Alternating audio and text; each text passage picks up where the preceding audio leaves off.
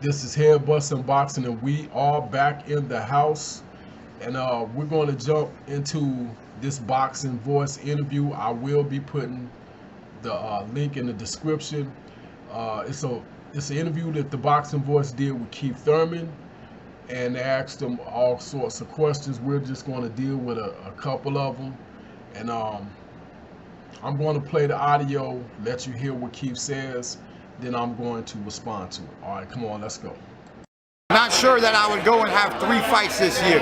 I'm happy with the action that we're getting thus far. I would like to maybe make some appearances, stay in the spotlight, not disappear on you once again. You know, maybe do some commentating, but I'm not sure I would sign another fight contract. All right. Basically, what went down was he was asked would he fight Terrence Crawford or Errol Spence. That is, if Errol Spence was to beat Shawn Porter, and I'm putting that out there because I don't think that's guaranteed, but I do favor Errol in the fight. And you heard his response. He said he does not plan on fighting again this year. Now, I don't understand why people is taking that like, you know, taking that like that's the worst thing in the world that he's saying this.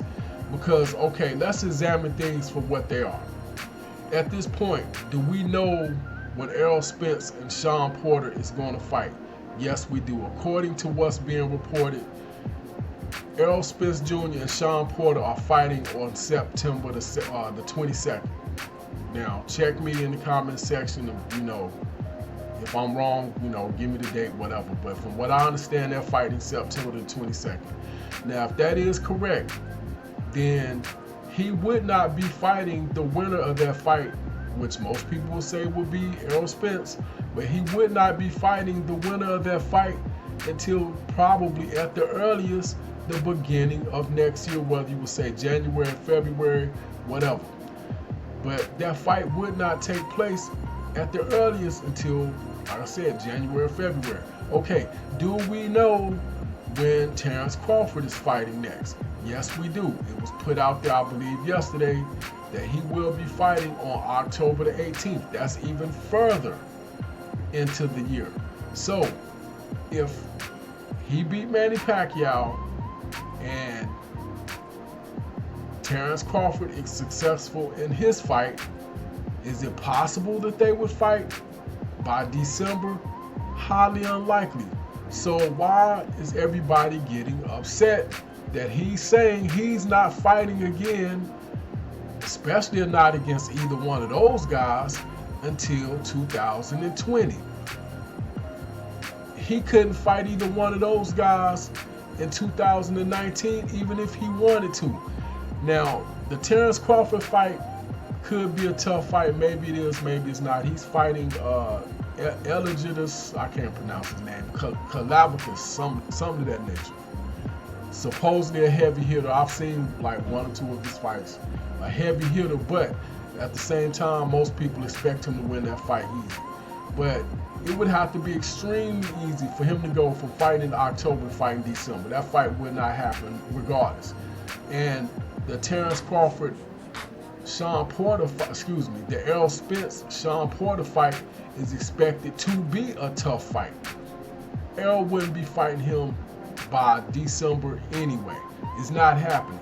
So the fact that he's saying that he is not fighting either one of those guys anyway, because he kind of put it out there, maybe he would fight another tune-up fight, but he also has said in past interviews he would like to rest and basically come back in 2020. So I don't see anything wrong with what he's saying in regards to that, because that would be the time frame he would wind up having to fight them anyway.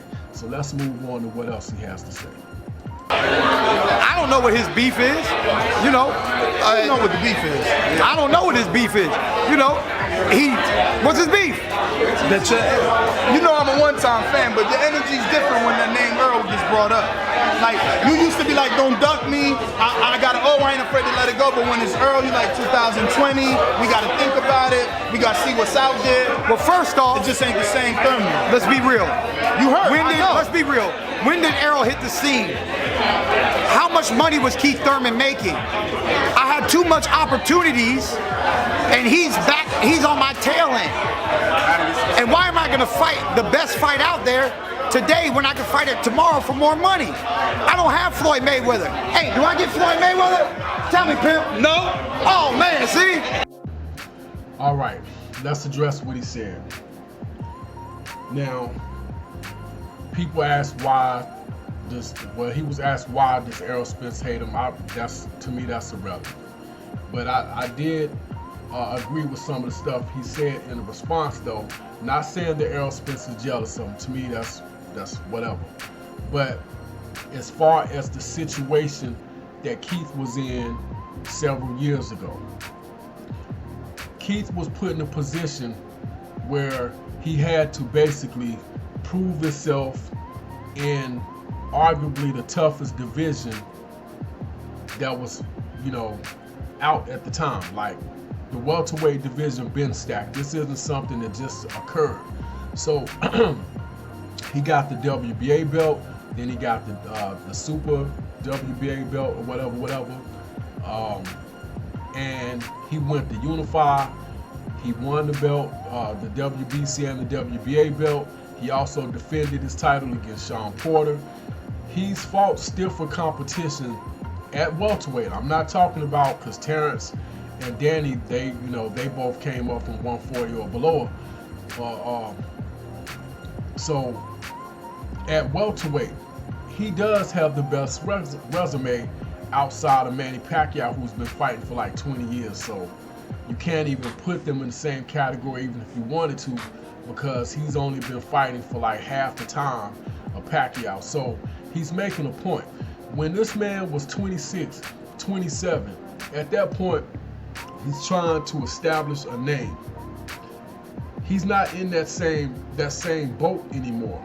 At this point, he's established. He has beaten the best fighters at welterweight up until the last 2 years. Now, whether people want to believe it or not, the man was hurt. So that did derail his career. It did. For whatever, people look at that as an excuse, but if the man was hurt, the man was hurt. But I find it hard to believe that people are saying, well, he ducked Errol Spence. Before that, they were saying, well, he's ducking Sean Porter. He's ducking Danny Garcia. That's ridiculous, especially when it comes to Porter and Garcia when he beat them. Now, I ain't gonna front. That Sean Porter fight was a war. But, AJ, I'm sorry to say this because you're gonna be mad at me for this. But in my opinion, he handled the Danny Garcia fight very easily. Like, only thing I was mad about, he didn't put his foot on the gas and try to knock him out. He coasted, in my opinion, in the latter rounds. But with that being said, to say he's scared of anybody when he's been in such tough fights, I think is kind of crazy. Now, he gave you the reason why he wants to wait. This man is over 30 years old now. He's at 30. At this point, it ain't about me proving myself. It's about making money, and he's telling you this. Now, whether you believe he did some double talk or whatnot by saying that fight could have been taken care of years ago, nah, that's not the case. What he's saying is, if he would have not gotten hurt and his career would have kept going at the trajectory that it was going in, yeah, he could have easily made the fight by now. Because here's the thing, what people not taking into consideration, Keith lost fanfare behind being hurt and sitting out. Keith has lost fanfare because they're saying, well, Keith has gone soft. Keith isn't talking that, as they said several times in the video, you better not duck me, son. Because he's not talking with that same type of energy. Now, he is talking with the same type of energy now, and people are hating him for it. In my opinion, no, he's not afraid of Errol Spence Jr., and I do think the fight will take place. But the man trying to make money the same way Deontay Wilder is trying to make it when he fights Fury, when he would have fought AJ, and that fight is still going to happen. And when he fight Andy Ruiz if he beat AJ. So I don't see the problem. Come on, let's move on to the next. Let's see what else he had to say. Pay-per-view and's gonna do bigger numbers than Earl, but that was a successful pay-per-view for his first pay-per-view. This fight definitely doing better than that fight. But that 400,000 for his first pay-per-view ever. Yeah, and you think he sold him, or you think the Mexicans in Texas sold it? Who sold it? You think he sold it, or did Mikey Garcia talking all the shit sell it? You think man down is the greatest thing ever? Man down, man down, man down. But that man didn't go down. What happened? What happened, EJ? You boxed him like it was a sparring partner. You boxed him like you paid him something. Come on, man. You wasn't doing no man down. You want to talk about Keith Thurman not being one time no more? What happened to man down? What happened to you sparring in the streets? No glove, no headgear, going toe to toe, punching heavyweights in the stomach. Look, man. Ruckus, buckus, whatever. All right. All right, this will probably be the last joint that we touch on the interview by the Boxing Voice. By the way, shout out to the Boxing Voice. And like I said earlier in the video, the entire, if you want to see the entire video, just click on the link in the description and you can see the entire video from the Boxing Voice. They did a wonderful job with this. But as far as what he said about the ticket sales, I don't see how anybody could say that was a lie. And I'm not saying Errol didn't pull anybody. I'm not saying that. But I'm just gonna say it for what it is. Black people don't buy tickets. I mean, we don't support our boxers. Matter of fact, really, America in general don't support black fighters. I know that's harsh to hear, being a black American, but that's the case. Now, who do buy tickets? Mexican boxing fans. Now, anybody say that's not true, they're lying. It's a reason why Floyd Mayweather stayed fighting Mexicans on Mexican holidays, because he knew Mexicans would buy tickets to see their favorite Mexican fighters try to climb in the ring with Floyd Mayweather and see if they could beat him. That's why he kept fighting Mexicans on Mexican holidays. Point blank, period. So I would have to agree with what he said. Now, as far as the whole man down thing and the Mikey Garcia fight, I would have to agree with that as well. You know, everybody gave him kudos for going in there to box Mikey Garcia, but why was he able to switch up his style and try to box Mikey Garcia? Is it possible because he felt no threat going against Mikey Garcia?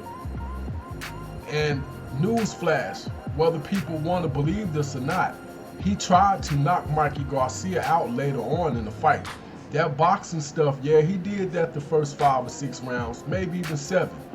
But he definitely, after when the middle rounds start dwindling down, he was going for that knockout, and he could not do it. So Keith made a good point in regards to that too. So, but I don't understand why everybody give him credit for that Mikey Garcia fight. And I am a Mikey Garcia fan. I am an Errol Spence fan, so I know a lot of people gonna get it twisted when I say some of the stuff that I say in the videos when I speak on Errol. But it's not because I don't like Errol. I probably have seen more Errol Spence fights than just about anybody that'll watch this video. I've seen Errol fight when he was still in single digits. Like, I've been watching him fight for a very long time. I'll say probably since around 2012, 2013, easy. Now, so I am a fan. But the reason why I'm hard on Errol is because I do believe he's getting more credit than he's actually earned. I'm not saying that he isn't one of the baddest welterweights in the division, one of the better fighters in the world. I'm not saying that. I truly believe that. But like Roy Jones said, I gotta see it done in the ring first. And his resume is lacking. Now, whether that's his fault or not, that's up for discussion. But as far as who he beat, who is Errol really beat that makes him the man? Kell Brook? And be honest with you, I do believe Kell Brook could fight. But once Kell Brook got that, I'll give him credit for beating Shawn Porter. But once Kell Brook got that fight, after he beat Shawn Porter, Kell Brook, from what it seems anyway, ducked Brandon Rios, Jesse Vargas, Errol Spence for about a year. From what I understand, maybe even Timothy Bradley. I mean, it was plenty of people that Kell Brook could have fought. Heck, he ain't even fight Amir Khan. Now, whoever fought that is, whatever, you can blame whoever. But the point is, it was plenty of times where we saw Kell Brook was supposed to fight this guy, that guy, and he did not. So I'm not even sure how big of a win Kell Brook was, especially considering you could argue he was damaged goods from the Gennady Golovkin fight anyway. Kell Brook probably should have took a tune-up fight before he fought Errol Spence. That would have made sense for him. So with that being said, yes, I think Errol is a great fighter. And I'll be honest with you, I wouldn't be surprised if Errol beat Keith. So it's not like I'm on team one time. I'm on team one time and team truth. But at the end of the day, I got to give Keith more credit for what Keith has done in the ring compared to Errol Spence. And that's just fact. Anybody say otherwise, man, just look at the resumes. That's all you got to do. So I agree. And as far as, like he said, as far as the whole man down thing and he ain't one time no more, when those knockouts start drying up with Keith, everybody jumped down his throat and said, what, he don't hit as hard as he used to, or he don't got the killer instinct. Newsflash, when you start fighting cats at the top of the division, those knockouts tend to go away. And that's pretty much all I got. This is Head Bustin' Boxing Fight Doctor. Shout out to the Boxing Voice once again for doing such a wonderful job with the interview. Had to borrow a little bit of your audio, big homies. But like I said, I'm putting the link in the description, so if you want to see the entire interview, because I only used probably a fourth of it, if that much, go ahead and check it out. Like I said, shout out to the Boxing Voice. Hit me up in the comment section if you think what I said was garbage. If you think Keith Thurman sounds like a fool for some of the stuff that he said. If you think I sound like a fool for some of the stuff I said, I would gladly go back and forth with you a little bit in the comment section, as long as you keep it respectable. And I am out.